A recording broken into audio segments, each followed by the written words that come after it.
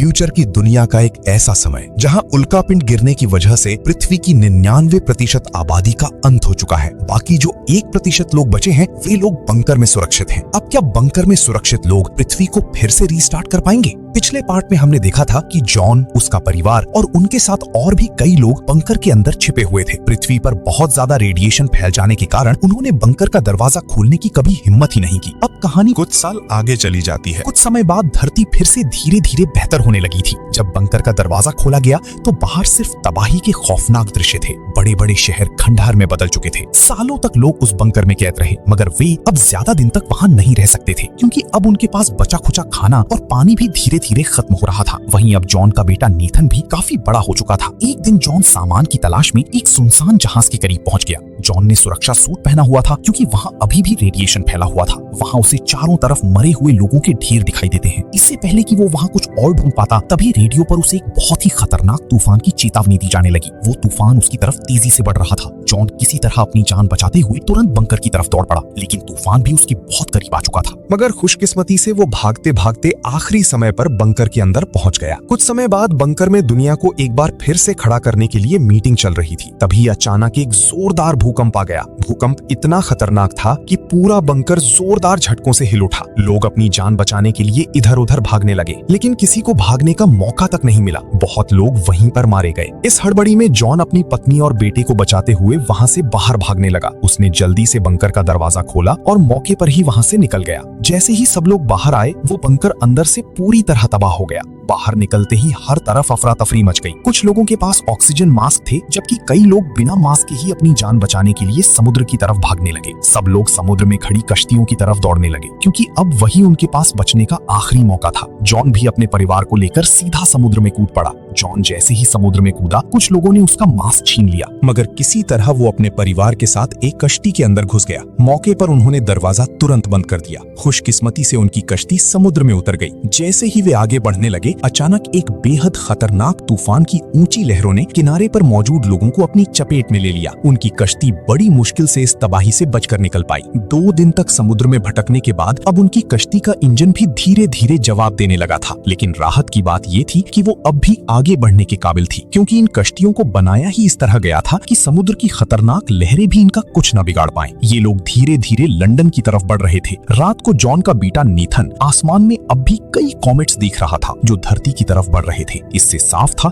कि धरती का खतरा अभी पूरी तरह खत्म नहीं हुआ। आखिरकार कई दिनों के सफर के बाद वे समुद्र के किनारे पहुंच गए। किनारे पर पहुंचकर पहले तो सबको लगा कि लंदन बच गया होगा, लेकिन ध्यान से देखने पर सबकी रोंगटे खड़े हो गए, क्योंकि पूरा का पूरा लंदन शहर पानी में डूब चुका था। अब वे समुद्र में नहीं, बल्कि पूरे लंदन के ऊपर तैर रहे थे। खाने की तलाश में थोड़ा और आगे बढ़ने पर उन्हें और भी बहुत सारे लोग मिल गए। इससे सबको अंदाजा हो गया कि आसपास और भी कई बंकर जरूर मौजूद हैं, जिनमें लोग अभी भी रहते हैं। कुछ ही देर बाद वे उस बंकर के करीब पहुंच जाते हैं। जॉन की पत्नी ने तुरंत अपना ग्रीनलैंड पास दिखाकर अंदर जाने की कोशिश की, लेकिन जॉन और उसके बेटे का पास गुम हो चुका था। इस वजह से उन्हें अंदर जाने से रोक दिया गया। सब लोग चिल्लाने लगे, मगर वहाँ मौजूद किसी के पास भी अपना पास नहीं था, इसीलिए किसी को भी अंदर नहीं जाने दिया गया। इसी भीड़ में जॉन का दोस्त जो डॉक्टर था, उसने भी अंदर जाने की कोशिश की, लेकिन सबूत ना होने की वजह से एक आर्मी वाले ने उसे वहीं पर गोली मार दी और वो बेचारा वहीं ढेर हो गया। इससे पहले कि सब बंकर के अंदर जा पाते, अचानक वहाँ एक और बेहद खतरनाक तूफान आ गया। अपने सामने कोई और मौका ना देखकर जॉन तुरंत वहाँ से भाग निकला। किस्मत से एक आदमी ने उन्हें लिफ्ट दे दी, लेकिन मुश्किलें यहीं खत्म नहीं हुई। अचानक रास्ते में आसमान से कई कॉमेट्स का झुंड उनकी तरफ बढ़ने लगा। सब लोगों ने वहाँ पेड़ों को कसकर पकड़ लिया, मगर वो आदमी अपनी गाड़ी को बचाने के लिए उसकी तरफ दौड़ पड़ा। जैसे ही वो गाड़ी के पास पहुंचा, एक कॉमेट उसके साथ टकरा गया। उसकी गाड़ी के साथ साथ वो भी वहीं पर जलकर राख बन गया। इसके बाद जॉन अपने परिवार को साथ लेकर लंदन में अपनी आंटी के घर पहुंच गया। उनके साथ एक औरत भी थी जो डॉक्टर थी। हैरानी की बात ये थी कि जॉन की आंटी अभी भी जिंदा थी। दरअसल उनके घर के नीचे एक बंकर बना हुआ था। बंकर की वजह से वो अब तक बची हुई थी। वहाँ और भी कई लोग मौजूद थे। इतने दिनों बाद एक सुरक्षित जगह मिलने पर सबने सुकून की सांस ली। सुरक्षित जगह मिलने के बाद जॉन ने अपनी पत्नी को वो सच बताया जिसने उसे अंदर से पूरी तरह तोड़ दिया। उसने कहा कि उसके शरीर के अंदर रेडिएशन फैल चुका है और अब उसका बचना लगभग नामुमकिन है। इसलिए वो चाहता है कि मरने से पहले अपने परिवार को उस जगह तक पहुंचा दे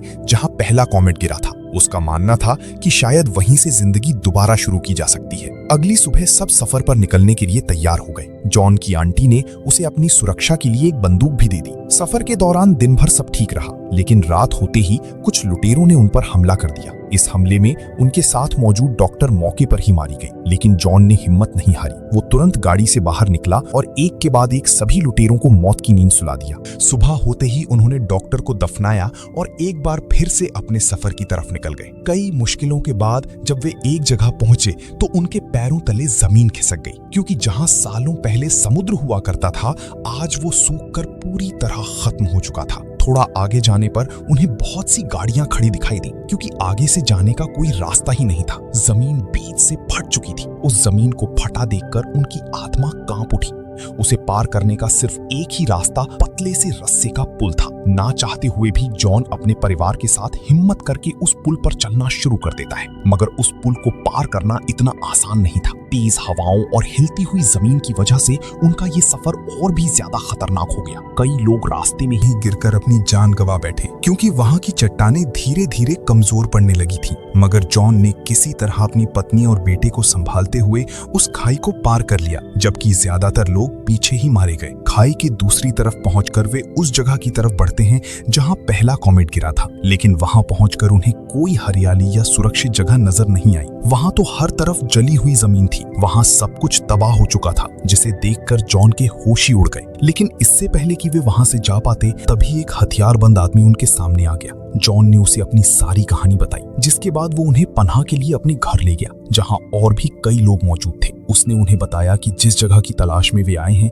वो यहीं आसपास मौजूद है और लोग उसे क्रेटर के नाम से जानते हैं। लेकिन वहां तक पहुंचना आसान नहीं है, क्योंकि रास्ते में जंग का माहौल है। जो भी वहां जाता है उसे लुटेरे वहीं पर खत्म कर देते हैं। वहां कई खतरनाक लोग मौजूद हैं। मदद के लिए वो आदमी अपनी बेटी को उनके साथ भेजने का फैसला करता है। उसने उन्हें मैप दिखाकर कहा कि ये रास्ता सीधे तुम्हें वहां तक ले जाएगा। उसने उसे एक फोटो देकर कहा कि इसे रास्ते में आने वाली एक चेक पॉइंट पर दिखाना, फिर तुम्हें आगे जाने दिया जाएगा। अगर ये फोटो कहीं गुम हो गई तो तुम वहां कभी भी नहीं पहुंच पाओगे। इसके बाद सब लोग दोबारा से अपना सफर शुरू कर देते हैं। एक लंबा सफर तय करने के बाद वे एक जगह पर आकर रुक गए, लेकिन तभी अचानक वहां कुछ आर्मी वालों ने उन्हें चारों तरफ से घेर लिया और उन्हें साफ मना कर दिया कि तुम सब लोग आगे नहीं जा सकते। आगे आपके लिए बहुत ज्यादा खतरा है। आगे कुछ लुटेरों से आर्मी की जंग छिड़ी हुई है। लेकिन जब उस लड़की ने अपने बारे में बताया, तब उस आर्मी वाले ने उन पर भरोसा कर लिया। वे उन्हें अपने साथ लेकर उसी जगह जाते हैं जहां कमांडर जॉनी मौजूद था। मगर जैसे ही वे उस जगह के पास पहुंचे, वहां हर तरफ अंधाधुंध गोलीबारी शुरू हो गई। सब गोलीबारी के बीच आगे बढ़ते गए। इस हमले में बेचारे कई मिलिट्री वाले वहीं पर ढेर होते गए। बदकिस्मती से जॉन की हालत भी धीरे धीरे बिगड़ने लगी। अब उसके पास ज्यादा समय नहीं बचा था। वो कभी भी अपनी जान की बाजी हार सकता था। जैसे तैसे करके पूरी रात का सफर तय करने के बाद सब उस चेक पॉइंट तक पहुंच जाते हैं, लेकिन वहां जाकर उन्हें पता चला कि कमांडर जॉनी एक रात पहले ही हमले में मारे जा चुके हैं। ऑफिसर ने उन्हें वापस लौटने को कहा, क्योंकि अगर वे एक मिनट भी यहाँ ठहरे तो सब के सब मारे जाएंगे।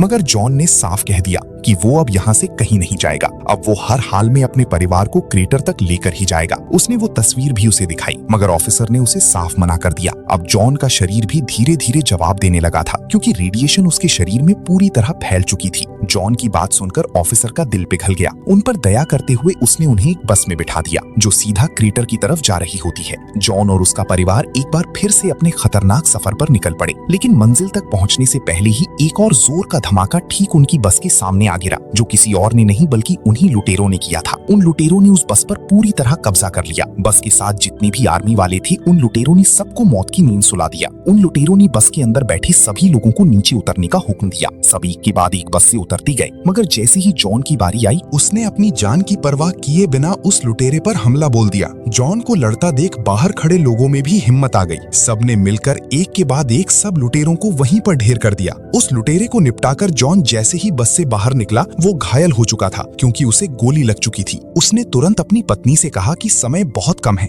इसलिए हमें तुरंत क्रेटर की तरफ जाना होगा। जैसे ही सब लोग गाड़ी में बैठे, जॉन की पत्नी खुद आगे बढ़ी और जल्दी से ड्राइविंग सीट संभाली। वे सब तेजी से क्रेटर की तरफ बढ़ते जा रहे थे। थोड़ा ही आगे जाने पर उनके रास्ते के सामने बहुत सारी गाड़ियां टूटी फूटी पड़ी थी, इसलिए उन्हें मजबूरन गाड़ी रोकनी पड़ी और पैदल ही पहाड़ी की तरफ निकल पड़े। पहाड़ी के ऊपर चढ़ते ही उन्हें अपनी आंखों पर भरोसा नहीं होता, क्योंकि उनके सामने सामने एक खूबसूरत वादी होती है। चारों तरफ हरियाली, साफ पानी और ताजा हवा थी। इतनी तबाही के बाद भी जिंदगी यहाँ अभी तक बाकी थी। ये दृश्य देखकर जॉन के चेहरे पर सुकून आ गया। उसे तसल्ली हो गई कि उसने अपने परिवार को आखिरकार एक महफूज जगह पहुंचा ही दिया। लेकिन गोली लगने की वजह से अब वो अपनी जिंदगी की आखिरी सांसें ले रहा था। तभी अचानक वो वहीं पर नीचे गिर पड़ा। जॉन खुद तो इस नई दुनिया का हिस्सा ना बन सका, लेकिन अपनी जान देकर उसने अपने परिवार को एक नई जिंदगी जरूर दे दी। और यहीं पर मूवी का दी एंड हो जाता है। अगर वीडियो पसंद आया हो तो वीडियो को लाइक और चैनल को सब्सक्राइब करना बिल्कुल ना भूलें। और अगर अभी तक आपने इसका पहला पार्ट नहीं देखा है तो वीडियो का लिंक डिस्क्रिप्शन में है,